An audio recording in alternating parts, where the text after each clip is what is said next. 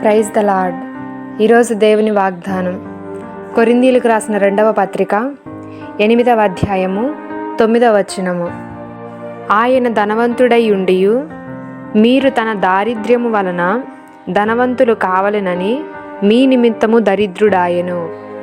ఈరోజు పరిశుద్ధాత్మ దేవుడు యేసుక్రీస్తు ప్రభువారి యొక్క సిలువను గూర్చి మనతో మాట్లాడుతున్న మాటలు ఏమిటంటే,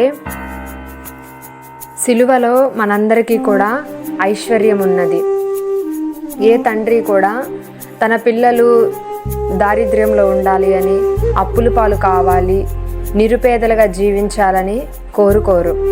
ప్రతి ఒక్కరూ తమ యొక్క పిల్లల పట్ల వారు ధనవంతులుగా ఉండి మంచి ప్రయోజకులుగా కావాలి, గొప్పవారు కావాలి, మంచి ఉన్నతమైన స్థితిలో వారు నిలబడాలి అని ఎంతో ఆశ కలిగి ఉంటారు. అలాగుననే మనందరికీ కూడా తండ్రి అయినటువంటి మన ప్రభువైనటువంటి యేసయ్య కూడా ఆయన సిలువ ద్వారా మనల్ని ఐశ్వర్యవంతులుగా చేశాడు. మనము ధనవంతులము కావాలి అని, మనమున్నటువంటి నిరుపేద స్థితి నుండి, మనమున్నటువంటి దారిద్ర్యము నుండి తొలగింపబడి ఆ లేమి నుండి మనం బయటకు వచ్చి ఆశీర్వాదకరమైనటువంటి మార్గంలో నడవడానికి, అబ్రహాం యొక్క ఆశీర్వాదములు ఈ రోజుల్లో మనము కూడా పొందుకోవడానికి మన కొరకు ఆ సిలువలో ఆయన దరిద్రమును అనుభవించాడు.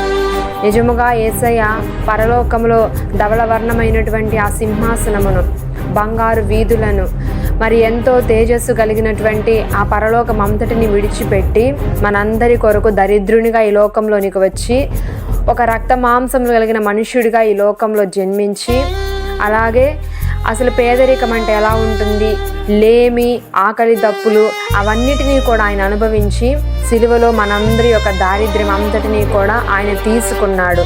దేనికోసం అనంటే మనము ధనవంతులము కావాలని, మనము ఐశ్వర్యవంతులము కావాలి, అనేకులకు మనము ఇచ్చే స్థితిలో ఉండాలి అని దేవుని చిత్తమై ఉన్నది. మనము నిరుపేదలముగా అప్పుల్లో ఉండి, నష్టములో ఉండి, దారిద్ర్యము ఉండడము దేవుని యొక్క చిత్తము కాదు. అబ్రహాం యొక్క ఆశీర్వాదములు మనము నిశ్చయముగా అనుభవించి అనేకులకు ఇచ్చే స్థితిలో, అనేకులను మనము పోషించే స్థితిలో ఉండడం దేవుని యొక్క చిత్తమై ఉన్నది. కాబట్టి ఈ సిలువ ద్వారా, ఆయన యొక్క రక్తము ద్వారా, ఆయన రక్తములో ఐశ్వర్యము దాగి ఉన్నది. కాబట్టి ఆ సిలువలో దాగినటువంటి ఐశ్వర్యము, సమృద్ధి యేసు నామములో మనందరము కూడా పొందుకొందుముగాక. అబ్రహాం యొక్క ప్రతి ఆశీర్వాదమునకు మనందరము యేసు నామములో వారసులమవుదుముగాక. ఆమేన్.